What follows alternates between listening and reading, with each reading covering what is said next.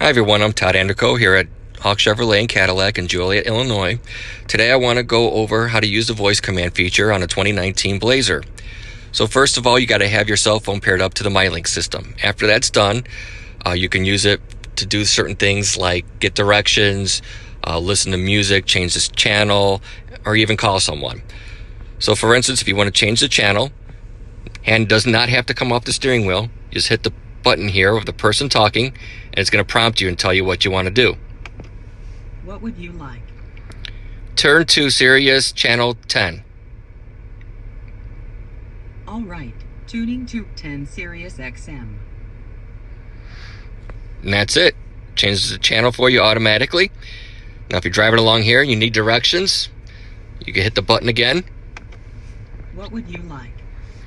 Directions to 2001 West Jefferson Street, Joliet, Illinois. One moment, please.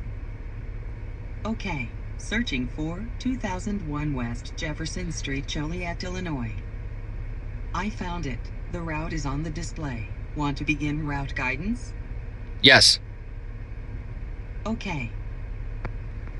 Please proceed to the highlighted road. And that's it. That's how you use some of the voice command features on a 2019 Blazer. Thank you.